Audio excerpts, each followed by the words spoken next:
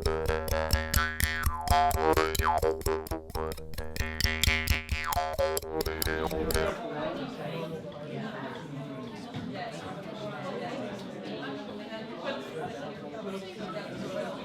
just 5 minutes. Of course. So what I wanted to do is really respond to a couple of things that were on the film, and really just to kind of re-emphasize a few things that I thought were firstly important about the whole kind of cost action program that the Durham conference and then this were the culmination of, but also to reflect on what it meant to be part of a civil society organisation, to be part of an NGO, sort of in the midst of what was essentially kind of an academic affair, if you like. And I think what was useful about it is if you look around a lot of sort of civil society responses to the issue of migration and climate change, there's a level of confusion about exactly kind of what to say and how to respond and how to frame your arguments and how to engage the public on this issue. And being part of this academic process was actually very useful to us. And the dilemmas that I think NGOs find themselves in when they're thinking about migration and climate change are that on the one hand you've got this kind of what feels like really quite urgent need to kind of say something and do something. You know, that's what you are as a campaigner or as a civil society organisation. Like, you're expected to kind of produce something that the general public can engage with and respond to, and respond to in quite a kind of sort of passionate or emotional way. And the dilemma with the issue of migration and climate change is that it doesn't fall neatly into that kind of campaigner or activist box. It's very difficult to kind of say, these people are bad, let's stop them, or these people are victims, let's help them, or, you know, this corporation has done something awful, or this government, you know, kind of does something terrible, or, you know, look at these people, let's kind of send aid or whatever. It just doesn't fit into those narratives that you see a lot of NGOs using. So it kind of it presents you with this dilemma, like, what do we say? There's been so much about the issue in the media recently, especially over the summer, the drownings in the Mediterranean, Syria, and, like, you know, whatever people say about the validity of those connections, nonetheless, the media have presented it as very tangible and very solid, and people come to refugee, migration, climate change organisations looking for something to engage with, looking for a way to talk about it with their peers, with their colleagues, looking for something to do. And the problem that we've always had is really what we've been able to offer them is the answer, well, it's very complicated, and if you want to have a kind of really long conversation about how complicated it is, then we can do that. But I'm afraid there isn't a petition for you to sign or a demonstration for you to go on, or there isn't really anything that we can tangibly say you can kind of give money to. Now, what this conference and the whole process of engaging with this academic sort of series of events and conferences has meant is that I mean, I don't want to claim that we do have those answers now, you know. It certainly isn't true that at the end of this I've been able to say, great, like, here's your online petition to sign, like, when we've got 100,000 signatures, it's fixed or whatever. But what it means is that we can begin to think about how we frame this issue in a way that kind of does engage with the part of kind of people's life that makes them want to kind of take part in something bigger than themselves and bigger than their kind of you know, day-to-day life, to be a campaigner or to be some kind of activist or to do something. It started to help us answer those questions. And I think what was key about the Durham event was it wasn't just academics presenting and then us thinking about how we can use that information to frame our arguments. And the involvement of the artists was really important, and I think that's why it was key that that Kooj was involved and that Kooj brought these other artists into into that space, because it really was the artists, it was Tracy and it was Maz who I think kind of helped with that translation of academic into kind of something that the public could engage with. Thank you. We'll let Kooj have 5 minutes or so to reflect on the process. Or your thoughts on climate change and migration, maybe more generally. Okay. We've had quite a lot about the conference, maybe, I think. Quite a lot about the conference. I mean, I think that there's a lot of things I think about climate change and migration. I think one thing is that I'll just choose one thing which is to do with perception, which I mentioned earlier on.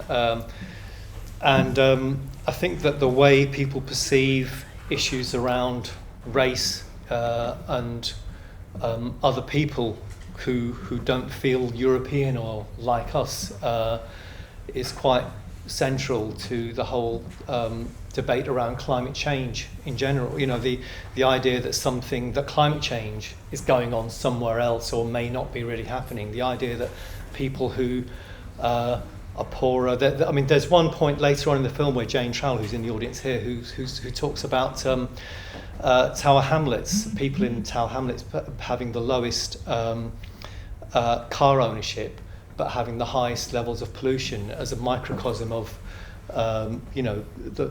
where poverty, people in poverty are affected by climate change, and we have this interesting perception of somehow trying to separate people off, and I think that the kind of media saturation we have now is of the kind where people are kind of humanized because we see them in more normal-ish ways than we used to, perhaps in the days, in the 18th century, where we had crazy depictions of people. But somehow there's a new way in which we're able to subtly say, actually, those people on boats over there, or people who are facing droughts, that's just kind of what happens to those kind of people. It doesn't happen to us in the way that people who live in the tough end of town. We wouldn't want that for our kids. And I think that plays into climate change. I think that also the way in which we have separate areas of people working on the subject. So academics rarely work with artists or activists. People tend to. The demands are very tough when you're working as an artist or as an academic. The competitive field of academia and the heroes and the villains within each of those, and so the chance to work in an integrated way is sort of very difficult to find. And to me, not being able to work in an integrated way means that we lose out, that our knowledge both ways from the experience, people who are close to experiences, people who work in creative tools, people who have a different kind of language, and people who have knowledge, people are working, doing field work, people who are doing statistical studies even. How do we bring all that together? Because I think if we don't bring all that together, the entire movement is weaker, and we basically are not winning. I'm probably near to 5 minutes, so I just wanted to mention Aylan Kurdi, the child who was found on the beach last year in Turkey, and to me that's quite an interesting story, because the perception, because there was one little oasis in the media which is generally negative. It had a huge repercussion in terms of public feeling. And public feeling is very important. It drives policy, certainly in terms of race, like nothing else seems to, as we know. And having this one humanizing image suddenly told people, it kind of cut through the usual images, because he looked similar to our kids, and the policeman holding him. There was something, and it got picked up and it went viral. Unfortunately, the activists that I know, I think that we missed an opportunity to really drive that home, that the UK carried on with its abysmal acceptance of such a tiny proportion of refugees. And that to me is a failure of us to build on perception of that little moment where something cut through. And I think that we have to be smarter and cleverer than that to be able to allow that to slip through our fingers. And I've talked about this with a number of refugee agencies as well, and we all agree, there's still opportunities to do things, and I think that bringing that together is really, really important. Anyway, zip. Thank you. And I think actually probably shouldn't conflate the issue of the refugee and the refugee crisis, in the Mediterranean and climate change migrants and how our perceptions. I mean, it's a discussion that we need to have a bit more deeply. But my point is just to do with media and how and perceptions and how, whether it's to do with climate change, but in terms of how important, working around perceptions and stop allowing bits of knowledge to stay in the background, which can be important tools to people, and people don't have access to those. And how do we do that? That's my point. I used an example. Yeah. Great, thank you, Kooj. Yeah. I'm only just aware because we were falling a little bit behind time, but Andrew, you have the floor. Okay, thanks. Before I start, I just want to offer a very generous thanks to the KCL Department of Geography, and in particular Helen, for hosting us tonight, without whom we wouldn't have had a space. So thank you very much. And I also would really like to congratulate you, Kooj, on a really interesting and stimulating film. And I think you did a really sensational job of capturing the vibe, as it were, at the conference. And it's disappointing that it conked out. Anyway, I really feel for you for that. But thank you. But thank you for that. Okay, I find myself kind of in a paradoxical position in a way, because I ran this cost action on climate change and migration, but really I'm also a skeptic. I do theory, and I want to really theorize what is at stake in this relation, that is, between climate change and migration. And I want to call attention to some of the problematic undertones of it. You can do that in a number of different ways. So what I'll do now is just offer a couple of thoughts that are, if you like, against the grain of the general discussion on climate and migration. And what I'd like to do is argue that the relationship between climate change and migration, or human mobility, is not a problem to be solved, but it is instead, I think, better understood as something that needs to be explained. In other words, we need to better understand why the relationship between climate change and migration has gained so much prominence in public and policy discussions in recent years. And I think that only once we get a better understanding of this, why this relation enjoys so much popular visibility, only then can we really properly respond to the crisis that it names. So what I would like to do is, if you like, offer just a very quick reflection on why it is that this phenomenon enjoys so much popular discussion, and then close with something about what we can do with climate change and migration, if you like, intellectually or politically. So first of all, I'm of the view that the discourse on climate change and migration is paradoxically not foremost about protecting or safeguarding the world's poor or vulnerable, nor is it primarily a discourse that is about reversing historical injustices. Instead, the discourse on climate change and migration, at least from my point of view, is the invention of Western political and cultural elites, and is far more about resuscitating Western humanism as the agent of world history at the very moment that the crisis of climate change calls the idea of humanism into question. In other words, the discourse, I think, is symptomatic of a crisis of humanism that is made evident by climate change. And when I talk about a crisis of humanism, what I'm talking about is a sense of foreboding, a sense of the incapacity of human agency to respond to this overwhelming crisis of climate change. So my point here is simply to say that the relationship between climate change and migration doesn't name any specific phenomenon in the world. For example, we can't point to any one particular migrant or refugee and say that that person there, that person is a climate refugee.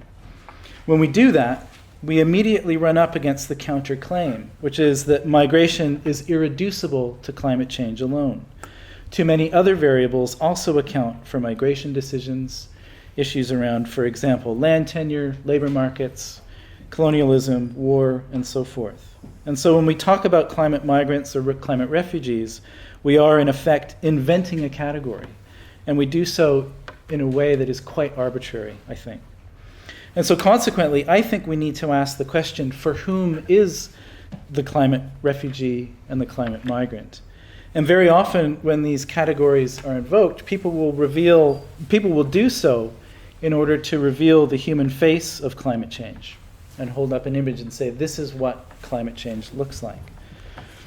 But in the very place or places where we might expect to find uptake of these categories, and I'm thinking in particular Kiribati, a small an archipelago of islands in the Pacific, we find people refusing precisely that kind of categorization. We find people refusing the vocabulary of climate refugees in their own self-understanding.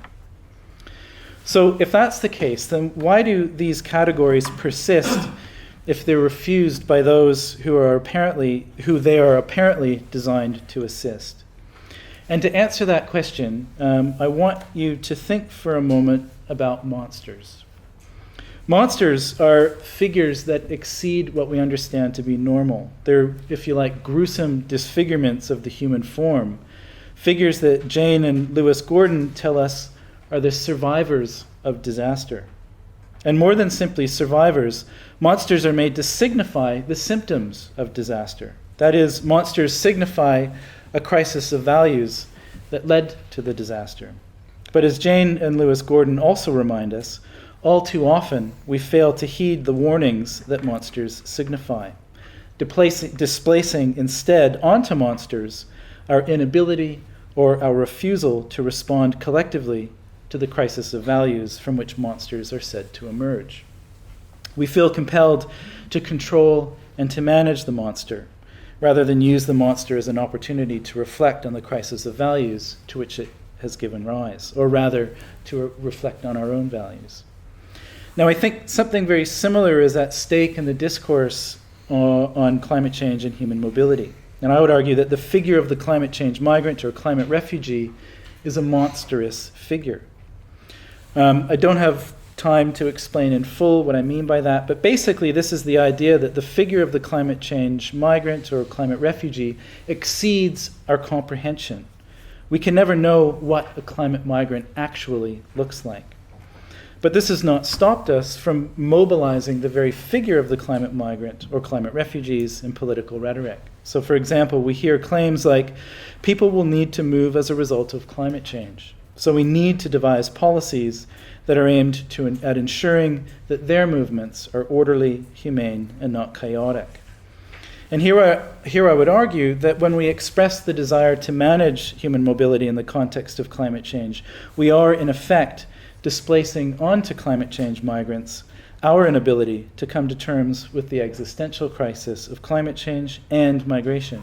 In other words, we can't cope with the crisis of values, and instead we displace that anxiety onto the other of climate change, the climate migrant, who we then seek to manage, control, and so forth. So that's kind of the claim that I want to make, that it's a category that has been invented precisely in order to shore up a sense of waning humanism that we might experience when presented with the overwhelming incomprehension of climate change as a phenomenon. But I don't want to end on a disparaging note, and I do want to hold out that there, like Alex was saying, that there is a conversation for us to have around climate change and migration. And for me, the vexing problem is always, well, what is that conversation? What ought it to look like? And what I would like to suggest is that we use the relation between climate change and migration to really ask the question about what does it mean to live in the world today? What does it mean to be human today? And I don't want that to simply be if you like, a Eurocentric or a Western conversation, but rather a conversation that reflects the plurality of human experience. So a provocation to consider. Thank you. Thank you, Andrew. I feel like we need some questions after that, but hold them, and we'll hear interventions now from Richard Black and then Zita, and then we'll open the floor. So Richard, you have the floor. So I think this might be the last time I accept an invitation from Andrew to speak, because he asked me to speak on the topic of migration after COP21, and then he has spent 10 minutes before I speak talking to you about monsters.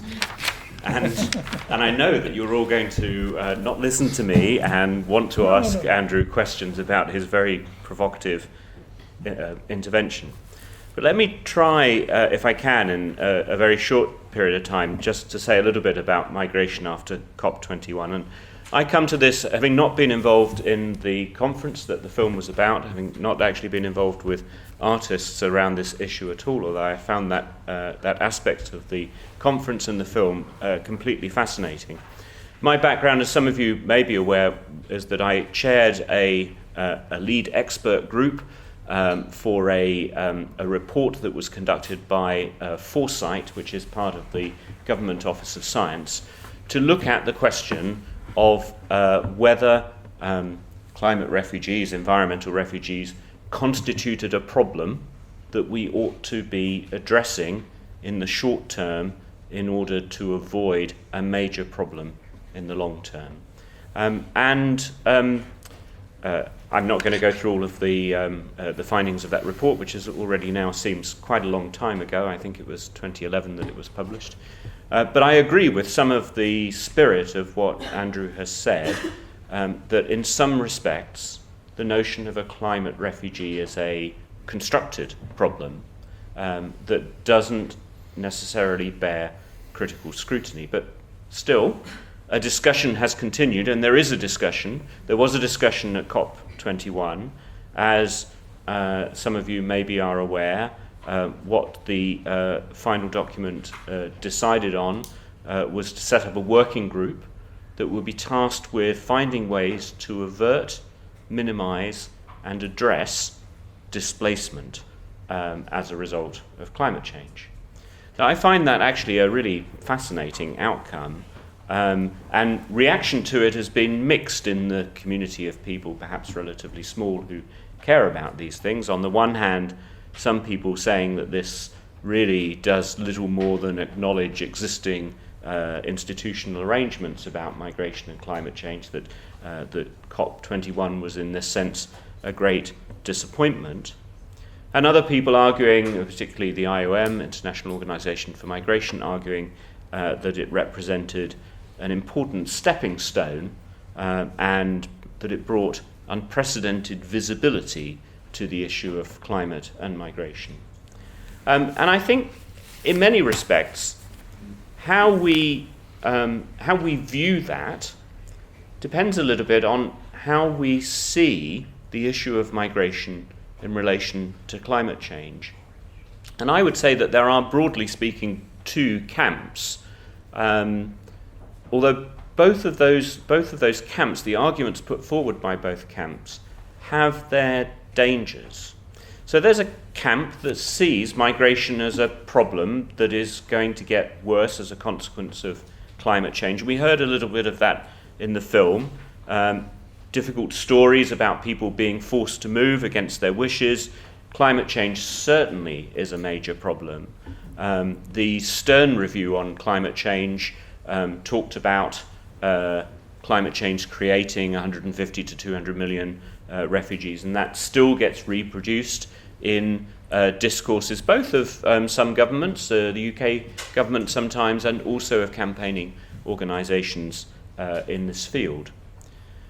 But there is a real danger in this that those climate refugees are the monster that Andrew talks about. They are mobilising migration as fear.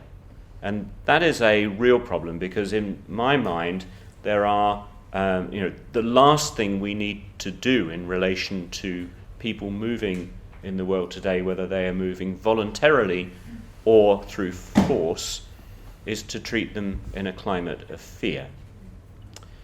And then there's another way of thinking about migration and climate change, which is to see migration as adaptation, and that was also reflected in the film by Coco Warner. It's been interpreted a little bit more as my position. Coco said in the film, if people move, it needs to be in dignity.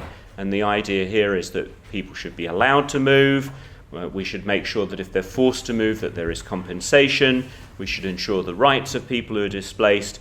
We should make sure that that migration is more of a form of adaptation. And yet there are real dangers here as well. Because I think there is a very fine line between saying that people should be allowed to move, or that migration can be a form of adaptation, and saying that migration is what people should do in the face of climate change, that we should facilitate people to migrate. And we already, I think, have a number of schemes in the world, from small schemes to relocate Pacific Islanders, right through to the huge scheme that has been devised by the Ethiopian government to relocate people out of the highlands, that has been justified in terms of the climatic and environmental problems of the highlands, but is seen by many observers to be a fundamentally political relocation. So I don't know that I have any kind of firm campaigning points or simple answers to this either. I mean, I'm an academic, so frankly, I don't trade in simple answers. But there are a few things that I wanted to share. The first actually has already been said by Kooj, is this question of, do we treat these issues by humanizing them, or do we treat them by separating people off? And the idea that there are climate migrants, there are environmental refugees, whatever the phrase is that we want to use, to me that is not just a securitization of this issue, a creation of fear, but it is also a separating of people off. And I would advocate for trying to deal with such issues as migration, not by separating, but by understanding the common humanity of people. And related to that, my last point is, really, I don't know how many people there might be in the world who could, on balance, be said to be moving as a result of climate-related factors. But what I do know is that there are millions of people moving in the world regardless of climate change. And many of those people are also fundamentally affected by climate change when they move and in the places that they move to. And again, that is an argument to think about people in their humanity and not as separate categories. Can you guys hold on? I've been a terrible chair, and I've let us run terribly late, so apologies to you all. One more intervention, you guys hold on, and then we'll open the floor. So, Zita, you have the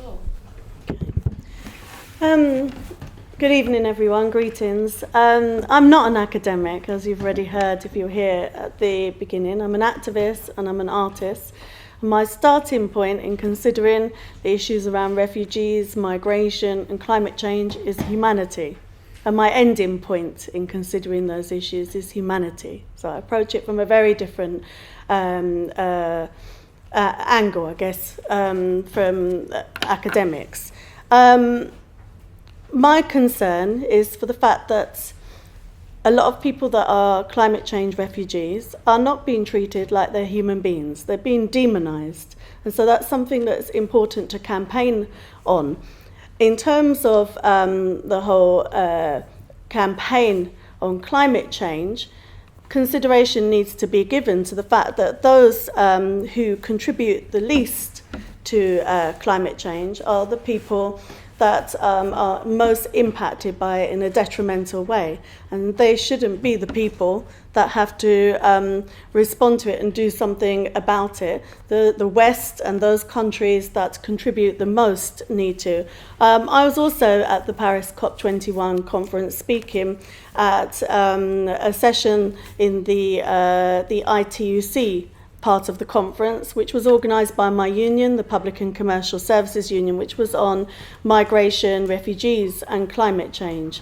In my contribution, one of the things I did was to give some recommendations on what we can do in terms of a trade union movement globally and in the UK, link up our campaigns on these issues. And one of the things I've done since that conference is I'm elected to the TUC Race Relations Committee. We have an annual TUC Black Workers Conference, and my union has put a motion to the conference which does link up our campaigning as a trade union movement on anti-racism, on migrant rights, and on climate change, because actually they're usually looked at separately and campaigned on separately and not brought together. And if you look at the whole climate change movement, it's people that are talking about the people that are most affected, but not including those people that are most affected. And that's one of the things that needs to change as well. I've campaigned around migrant rights for many years, and I'm an anti-racist campaigner for many years. So to me, those things go hand in hand. I'm the co-founder of Black Activists Rising Against Cuts, Barrack UK, which is a national campaign group set up to campaign against the disproportionate impact of cuts on black workers, service users, and communities. And austerity also has a link, because actually what's happening with migrants that are coming to Europe, and particularly here in the UK, or trying to get to the UK and haven't been able to, is they're being demonised, and actually they're being scapegoated as the cause of austerity. They're the people that are coming and taking all the jobs, taking all the housing. They're coming as benefit tourists. They're coming as economic migrants, all these labels that are applied to people. And in addition to those labels that are applied to people, there's the further demonisation with people are labelled as vermin, labelled as insects. Swarms of people are coming to the UK to take over. And that has actually contributed to the rise of the far right across Europe. So to me, you have to look at all of those campaigning issues together. They can't be looked at separately. And part of what I've done in one of the organisations I'm part of, which is the movement against xenophobia, last year, I don't know how many of you are based in London and so would have seen the billboard posters in the tube stations and train stations and bus stations, the I am immigrant posters, which was trying to counter the negative rhetoric we were seeing from the mainstream political parties and the shift to the right.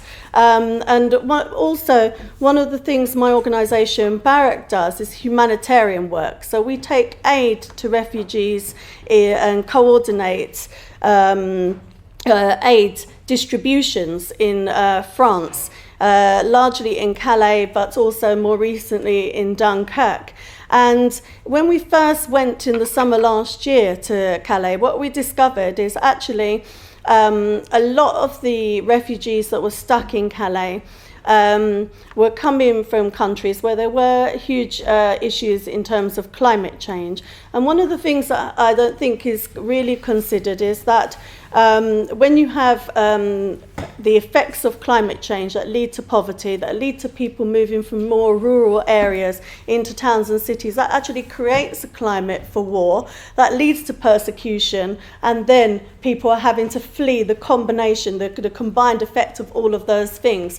And so one of the things I've been doing is making that link. When we first started taking aid to refugees in Calais, 60% of the then around 5,000 people were from Sudan. Sudan's the biggest African country. It's also a country that's particularly impacted by drought. And what we've seen since summer last year is this narrative about good refugees versus bad migrants. So, for example, the Sudanese refugees were considered the bad migrants, and the Syrian refugees are considered good refugees. So we should support them. What's happening to them is important. It's of concern. We can act in a humane way to them. This is what we're seeing coming from the media and government. But when it came to the migrants from African countries and Sudan and Eritrea and Ethiopia, no, they're bad migrants. They're just coming here to steal the jobs, steal the housing, take all the benefit. So we shouldn't support them in the same way. We're in a situation now in France where there's a demolition going on. Most of you probably have seen this in the media.